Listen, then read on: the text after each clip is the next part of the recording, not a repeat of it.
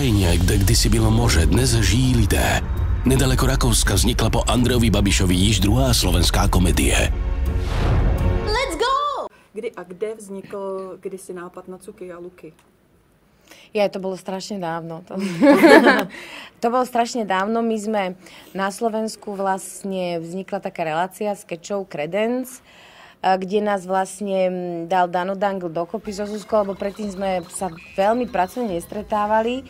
Potom tak jemnejšie v divadle, ale vlastne nás obidva oslovili, či by sme do toho nešli a povedal nám, že teda nejak postrada nejakú ženskú komickú dvojicu a že či by sme si nevymysleli nejaké postavy a on dal návrh, že také nejaké proste švihnuté ženy, zlatokopky, že to by proste tak mohlo byť. No a my sme sa toho nejako ujali a zrazu vzniklo Cuky a Luky.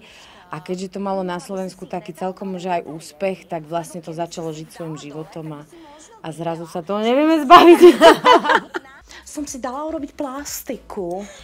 Najvyšší čas. Už roky ti to chcem povedať. Rob niečo s tými váčkami pod očami. Však si mi môžeš chodiť akurát tak do Pandorfu na nákupy. Čo do mňa skáčeš? Jaké váčky? Nemám váčky. Ty nerob zo mňa Zúzu váčkovú, dobre? Som si dala zoštihliť nohu.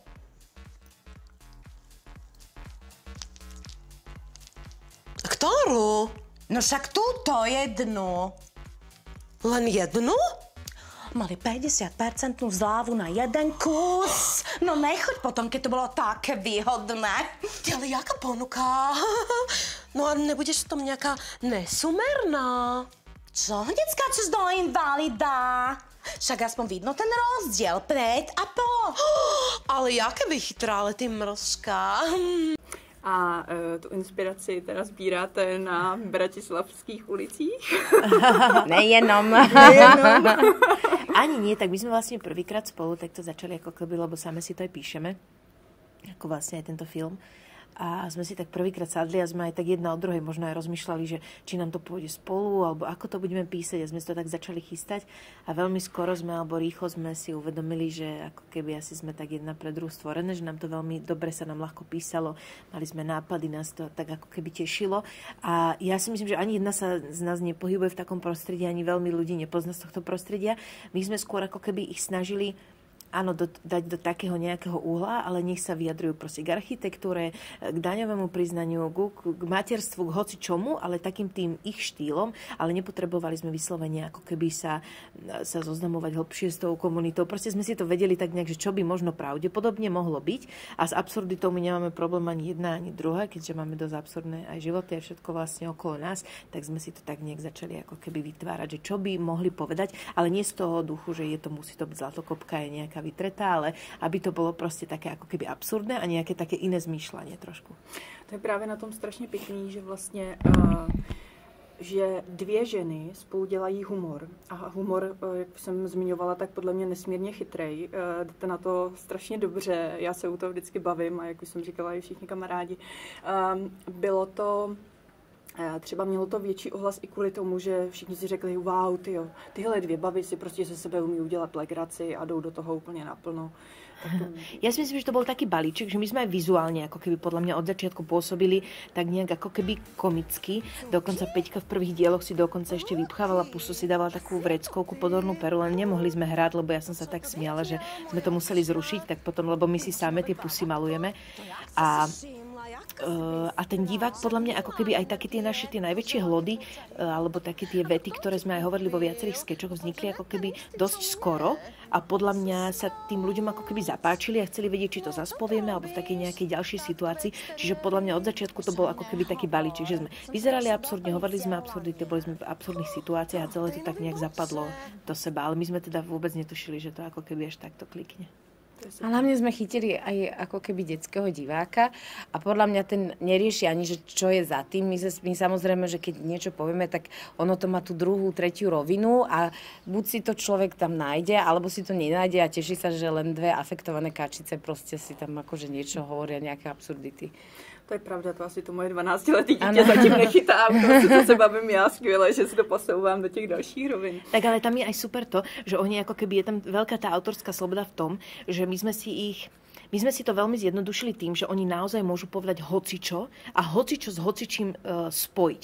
A úžasné, čo aj nás najviac baví, že my sme schopné vlastne ohovoriť jedna druhú pred sebou, potvrdiť si to, vyvrátiť si to, úplne si naložiť, hneď v zápäti, toto sa mi na tebe najviac páči, že vlastne ako keby my hráme takú tú nevedomosť, lásku, kamarátstvo, zároveň tú zlobu a podľa mňa aj to sa možno ľuďom páči, že my si vlastne aj naložíme, ale na konci sa vždy aj tak za to najviac vychválime a ideme proste ďalej, že je to vždy ako keby také pozitívne a to podľa mňa urobilo ako keby ten zázrak, lebo naozaj sa začali diať veci, že zo dňa na deň nás ľudia zastavovali a začali nám hovoriť tie repliky, hrali nám tie scénky, hovorili, že sa v práci tak rozprávajú medzi sebou v rodine, že to sú podľa mňa opantali nešťastie, a my keď sme sa tak takto niekto pozerali, rozpráva v práci. že nám to už lezie na nervy, ale my nevieme prestať tak rozprávať, tak my sme takto kúkali, tak to bolo také super. A to je pravda, protože já znám tady v Praze jednu kavárnu. Kdybyste náhodou někdy chtěli, tak jděte do Karlína, do Protiproudu a tam je Karolína, majitelka, se svým mužem a mají personál a jedou v tom. Úplně natvrdo, protože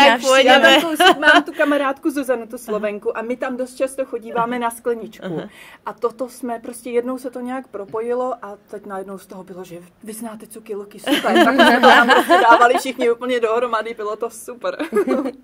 Mě by zajímalo, jestli, když teda vaším tématem je hodně Rakousko, jestli už to prosáklo i na rakouskou stranu, to, co vlastně děláte. Jestli máte myslím, že čakáme stále ponuky stále a nechodia. A aspoň zľavu v kice, na mrkvu a nič nechodí. Myslím, že nie, ale pre nás je taká, ako pre Cuky Luky je Rakúsko zem zaslúbená, ale v podstate, keď sme robili aj sketch o tom, že ideme do Rakúska, tak sme tam nikdy netrafili. Takže o tom to je, že to Rakúsko... Ináč to taký Rakúsko... náš cieľ vysnívaný, neviem ho dosiahnuť. To Rakúsko vlastne vzniklo tak, že moja jedna kamarátka moja kamarátka je úplne normálna, ale stále som sa aj pohybovala v takom kruhu ľudí, že všetci hovorili, nenakúpuj tu na Slovensku, v Rakúsku sú oveľa kvalitnejšie produkty, lepšie, lacnejšie to vidia, že v Rakúsku je proste všetko lepšie. A mne to prišlo vtipné, aby sme to tak akože začali používať, lebo naozaj vždycky človek žije v tom, že u susedov je tá tráva zelenšia a zrazu sa to Rakúsko stalo pre Cuky Luky akási modla kvality, aj vzťahovej kvality a proste všetkého. A hlavne ľudia tomu veria, lebo fakt na Slovensku sa hovorí, že tam sú plienky lepšie, tam je výživa detská lepšia, tam je sú všetko. Chlapi lepšie, všetko je dobré. A výborné bolo, že ja teda nechodím do Rakúska nakupovať, aj keď je to môj sen, ale časovo mi to stále príde, že proste to nedám, že mi to trvá veľa času. A raz som niekde bola pracovne a priateľ pre mňa prišiel na Švechat a išli sme cez nejakú rakúsku dedinu a hovorím, tak poďme to vyskúšať, že ideme teda aj my do nejakého supermarketu a teraz sme tam chodili a furt nič. A on čo si tu máme kúpiť? A on mi hovorí, tak ja neviem, ty to propaguješ, tak ty asi no skončili sme s jednými zemiakmi zo Sucitu, že akože nech máme niečo rakúske, ale vôbec sme sa nevedeli na to namotať, že teraz akože máme pobrať všetko, čo tu je a náš život sa zmení. Takže my to tak propagujeme, ale samozrejme čakáme minimálne z Ministerstva kultúry, že sa nám raz ozvú. Že dostaneme nejaké plaketky. V Kice budeme mať sochy. Za propagáciu Rakúska. No. A vieš prečo? Lebo som občiansky aktívna. Alebo zbieram podpisy. Chcem dať podnet na referendum za zákaz používania bielej múky v nefajčiarských priestoroch. A však tam je lepok. Tie nelepí? Lepí, ale milujem zbierať podpisy. Ty si jaká charakterotvorná. A koľko už máš podpisov? 2. Jeden môj a teraz mi to tuty šrajbí. Pak mě ještě zajímá, nevím, myslím, že to možná bylo teď v posledním Československo má talent, se našly 2 děvčátka, Henrieta, myslím, a druhá se jmenovala Sara, které vás docela slušně imitovaly. Viděli jste to, nebo říkal vám o tom někdo, nebo náhodou nepotkali jste se už třeba s holčičkama? Viete čo, s nimi sme sa dokonca nám hovorili, že aby sme ich, už film bol napísaný, že aby sme ich obsadili do filmu. Lebo oni sa aj podobali. Lebo oni sa aj podobali typovo. Mhm. A samozrejme, že sme to videli, mne to niekto ukázal. Tým, že to bolo na konkurenčnej televízii, tak sme sa vlastne k tomu ani nemohli vyjadrovať, ale boli strašne zlaté a tak ono je to také príjemné, keď vlastne sme sa stali predlohou pre ich zase nejaký prejav a bolo vidno, že si to užívajú a boli v tom naozaj dobré. A super bolo, že oni vedeli aj improvizovať. Že oni samozrejme tie naše texty mali pripravené, naučené, ale potom vlastne, keď bol freestyle s tými moderátormi, tak oni išli úplne prvú ligu a to bolo super. Cuky Luky film. Posledné 2 Slověny, které nešly pracovat do Prahy. O nich, o lásce, nenávisti, showbiznisu a mnoha zvířatech je tenhle pravdivý příběh. Film jsem viděl, avšak vůbec si ho nepamatuji. Proč jsem v tom krucinále hrála? Ty 2 kočiny jsou fakt chutný. Petra Polnišová a Zuzana Šebová vám odhalí příběh, který se skutečně stal. Cuky Luky film už májí ve vašich kinech květnu. No tak sa mi ukáž.